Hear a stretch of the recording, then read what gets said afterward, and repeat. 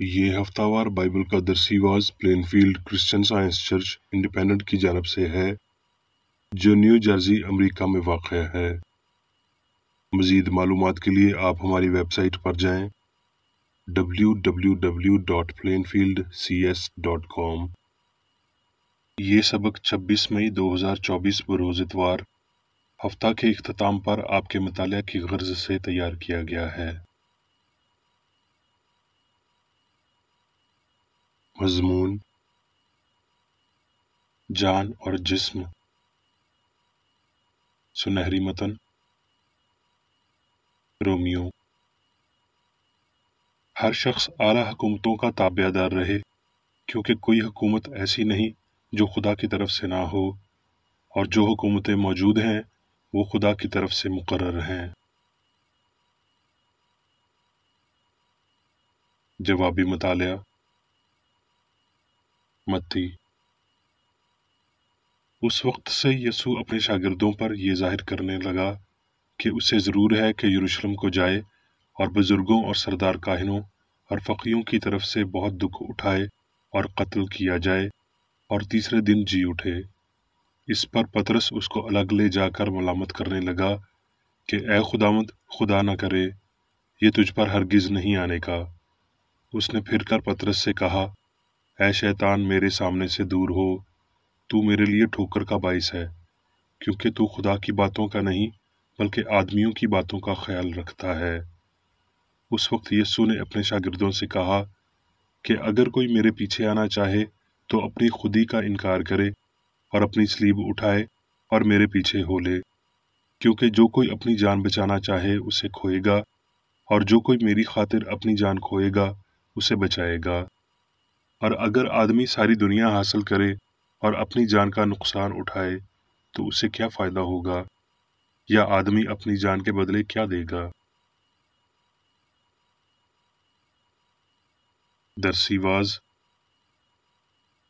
Bible में से ज़बूर। खुदावंद ही मेरी मेरास और मेरे प्याले का हिस्सा है, तू मेरे बकरे का मुहाफिज है। जरीब मेरे लिए दिलपसंद जगहों में पड़ी, बल्कि मेरी मेरास खूब है। मैं खुदावंद की हम्द करूँगा जिसने मुझे नसीहत दी है, बल्कि मेरा दिल रात को मेरी तरबियत करता है। मैंने खुदावंद को हमेशा अपने सामने रखा है, चूँकि वो मेरे दाहिने हाथ है, इसलिए मुझे जुम्बश न होगी। इसी सबब से मेरा दिल खुश और मेरी रूह शादमान है, मेरा जिस्म भी अमन व अमान में रहेगा, क्योंकि तू ना मेरी जान को पाताल में रहने देगा, ना अपने मक़दस को सड़ने देगा। तू मुझे ज़िंदगी की राह दिखाएगा, तेरे हजूर में कामिल शादमानी है, तेरे दाहिने हाथ में दायमी खुशी है। पैदाइश।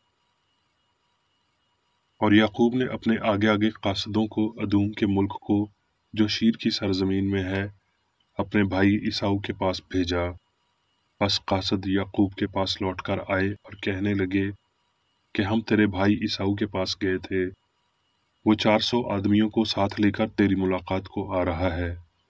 तब याकूब नहायत डर गया और परेशान हुआ, और उसने अपने साथ के लोगों और भेड़ बकरियों और गाय बैलों और ऊँटों के 2 गौल किए, और सोचा कि अगर ईसाऊ एक गौल पर आ पड़े और उसे मारे तो दूसरा गौल बचकर भाग जाएगा। और याकूब ने कहा, ऐ मेरे बाप इब्राहिम के खुदा और मेरे बाप इसहाक के खुदा, ऐ खुदावंद जिसने मुझे ये फरमाया कि तू अपने मुल्क को अपने रिश्तेदारों के पास लौट जा, और मैं तेरे साथ भलाई करूँगा। मैं तेरी सब रहमतों और वफादारी के मुकाबला में जो तूने अपने बंदा के साथ बरती है बिल्कुल हीच हूँ, क्योंकि मैं सिर्फ अपनी लाठी लेकर इस यरदन के पार गया था, और अब ऐसा हूँ कि मेरे 2 गौल हैं। मैं तेरी मिन्नत करता हूँ कि मुझे मेरे भाई ईसाऊ के हाथ से बचा ले, क्योंकि मैं उससे डरता हूँ कि कहीं वो आकर मुझे और बच्चों को माँ समेत मार न डाले। और वो उस रात वहीं रहा, और जो उसके पास था उसमें से अपने भाई ईसाऊ के लिए ये नजराना लिया, और याकूब अकेला रह गया, और पो फटने के वक्त तक एक शख्स वहां उससे कुश्ती लड़ता रहा। उसने देखा कि वो उस पर गालिब नहीं होता, तो उसकी रान को अंदर की तरफ छुआ, اور یعقوب کی ران کی نس اس کے ساتھ کشتی کرنے پر چڑھ گئی، اور اس نے کہا مجھے جانے دے، کیونکہ پو پھٹ چلی۔ یعقوب نے کہا کہ جب تک تو مجھے برکت نہ دے میں تجھے جانے نہیں دوں گا۔ تب اس نے اس سے پوچھا کہ تیرا کیا نام ہے؟ اس نے جواب دیا یعقوب۔ اس نے کہا تیرا نام آگے کو یعقوب نہیں بلکہ اسرائیل ہوگا، کیونکہ تو نے خدا اور آدمیوں کے ساتھ زور آزمائی کی اور غالب ہوا۔ تب یعقوب نے اس سے کہا کہ میں تیری منت کرتا ہوں، تو مجھے اپنا نام بتا دے۔ اس نے کہا تو میرا نام کیوں پوچھتا ہے؟ اور اس نے اسے وہاں برکت دی۔ اور یعقوب نے اس جگہ کا نام فنییل رکھا اور کہا کہ میں نے خدا کو روبرو دیکھا تو بھی میری جان بچی رہی۔ پیدائش۔ اور یعقوب نے اپنی آنکھیں اٹھا کر نظر کی اور کیا دیکھتا ہے کہ عیساؤ 400 آدمی ساتھ لیے چلا آ رہا ہے، اور وہ ان کے آگے آگے چلا اور اپنے بھائی کے پاس پہنچتے پہنچتے 7 بار زمین تک جھکا، اور عیساؤ اسے ملنے کو دوڑا اور اس سے بغل گیر ہوا اور اسے گلے لگایا اور چوما، اور وہ دونوں روئے۔ نوحہ۔ یہ خداوند کی شفقت ہے کہ ہم فنا نہیں ہوئے، کیونکہ اس کی رحمت لازوال ہے۔ وہ ہر صبح تازہ ہے، تیری وفاداری عظیم ہے۔ میری جان نے کہا میرا بکرا خداوند ہے، اس لیے میری امید اسی سے ہے۔ خداوند ان پر مہربان ہے جو اس کے منتظر ہیں، اس جان پر جو اس کی طالب ہے۔ یسایہ۔ اے سب پیاسو پانی کے پاس آؤ، اور وہ بھی جس کے پاس پیسہ نہ ہو، آؤ مول لو اور کھاؤ۔ ہاں آؤ اور دودھ بے زر اور بے قیمت خریدو۔ تم کس لیے اپنا روپیہ اس چیز کے لیے جو روٹی نہیں، اور اپنی محنت اس چیز کے واسطے جو آسودہ نہیں کرتی خرچ کرتے ہو؟ تم غور سے میری سنو، اور ہر وہ چیز جو اچھی ہے کھاؤ، اور تمہاری جان فروغی سے لذت اٹھائے۔ کان لگاؤ اور میرے پاس آؤ اور سنو، اور تمہاری جان زندہ رہے گی، اور میں تم کو ابدی عہد یعنی داؤد کی سچی نعمتیں بخشوں گا۔ یسایہ۔ کیا وہ روزہ جو میں چاہتا ہوں یہ نہیں کہ ظلم کی زنجیریں توڑے اور جوئے کے بندھن کھولے اور مظلوموں کو آزاد کرے، بلکہ ہر ایک جوئے کو توڑ ڈالے؟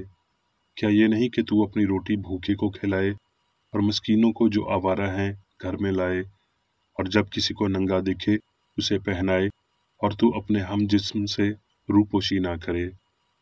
تب تیری روشنی صبح کی مانند پھوٹ نکلے گی، اور تیری صحت کی ترقی جلد ظاہر ہوگی۔ تیری صداقت تیری ہراول ہوگی، اور خداوند کا جلال تیرے پیچھے تیری حفاظت کرے گا۔ اگر تو اپنے دل کو بھوکے کی طرف مائل کرے اور آزودہ دل کو آسودہ کرے، تو تیرا نور تاریکی میں چمکے گا، اور تیری تیرگی دوپہر کی مانند ہو جائے گی، اور خداوند سدا تیری رہنمائی کرے گا اور خشک سالی میں تجھے سیر کرے گا، اور تیری ہڈیوں کو قوت بخشے گا۔ پس تو سیراب باغ کی مانند ہوگا، اور اس چشمے کی مانند جس کا پانی کم نہ ہو۔ تسلنکیوں۔ اور تمہارے روح اور جان اور بدن ہمارے خداوند یسوع مسیح کے آنے تک پورے پورے اور بے عیب محفوظ رہیں۔ اب میں میری بیکر ایڈی کی تحریر کردہ کرسچن سائنس کی درسی کتاب سائنس اور صحت آیات کی کنجی کے ساتھ میں سے لی گئی تحریریں پڑھوں گا۔ سائنس اور صحت۔ خدا اور جان ایک ہیں، اور یہ اتحاد کبھی بھی محدود عقل یا ایک محدود بدن میں شامل نہیں ہوتا۔ روح ابدی الہی ہے۔ روح جان کے علاوہ زندگی کو کچھ بھی مرتب نہیں کر سکتا، کیونکہ روح باقی کسی بھی چیز سے زیادہ اہمیت رکھتی ہے۔ الہی فہم بشر کی جان ہے اور انسان کو سب چیزوں پر حاکمیت عطا کرتا ہے۔ انسان کو مادیت کی بنیاد پر خلق نہیں کیا گیا، اور نہ اسے مادی قوانین کی پاسداری کا حکم دیا گیا جو روح نے کبھی نہیں بنائے۔ اس کا صوبہ روحانی قوانین فہم کے بلند آئین میں ہے۔ انسانی سوچ نے اس مفروضے کے تحت لفظ جان کے مفہوم کو ملاوٹ زدہ قرار دیا ہے کہ مادے میں رہتے ہوئے جان بدکار اور نیک ذہانت دونوں ہے۔ جہاں معبود کے معنی مطلوب ہوں وہاں لفظ جان کا موضوع استعمال صرف لفظ خدا کے ساتھ تبادلہ کرنے سے ہی کیا جا سکتا ہے۔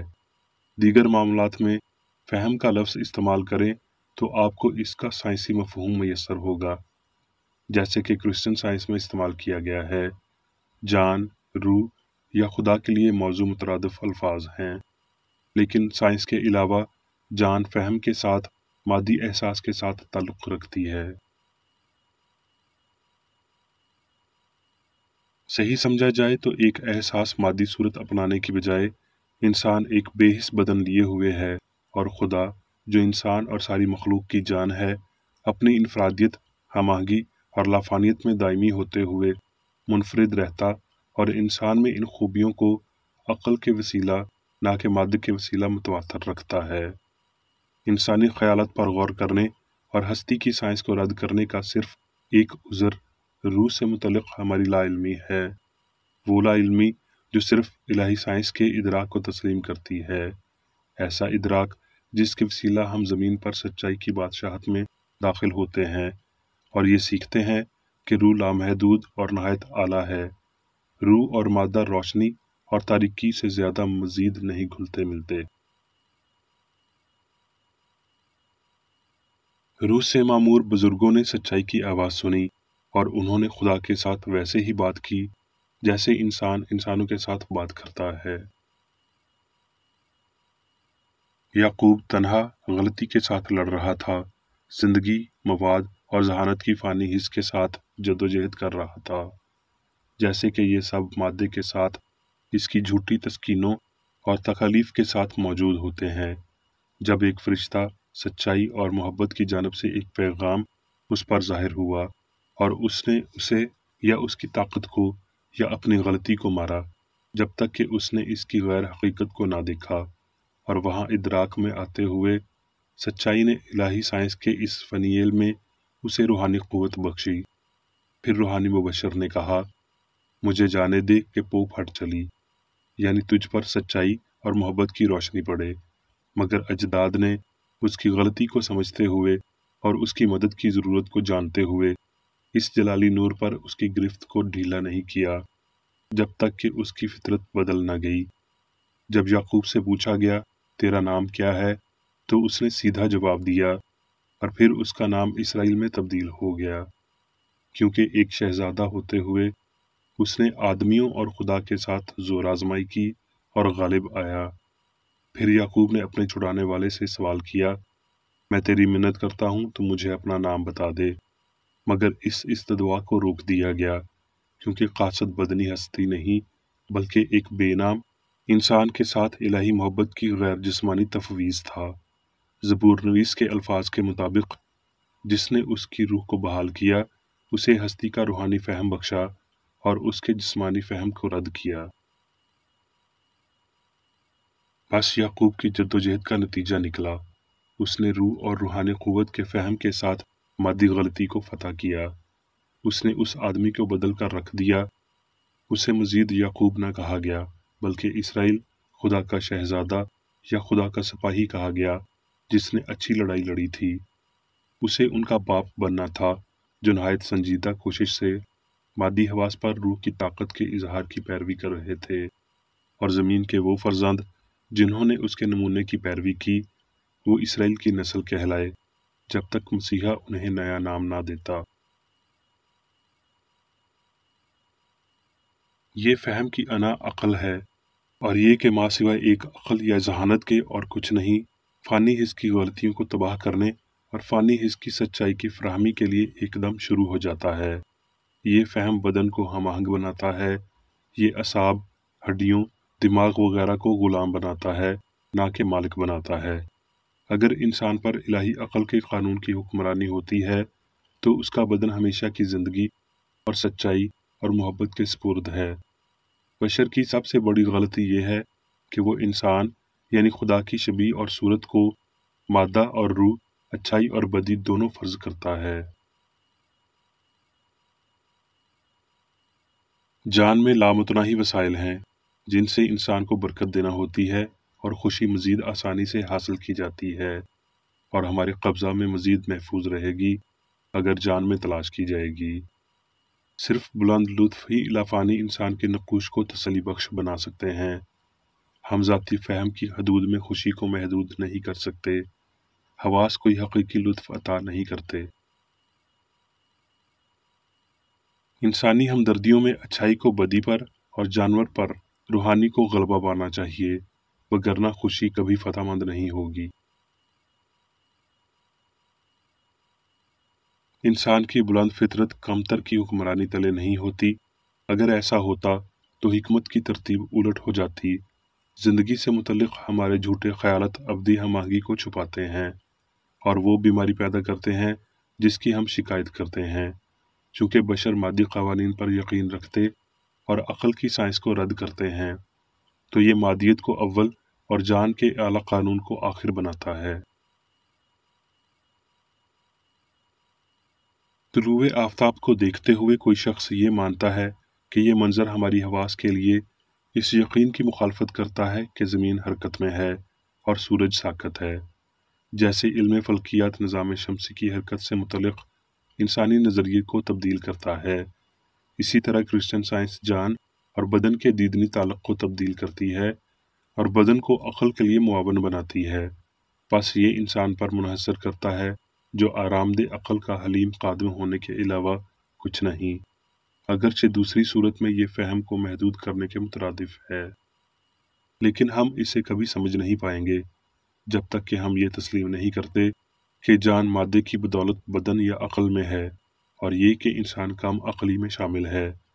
जान या रूह खुदा है, नाकाबिल तब्दील और अब्दी, और इंसान जान खुदा के साथ वजूदियत रखता और उसकी अक्कासी करता है क्योंकि इंसान खुदा की शबीह है।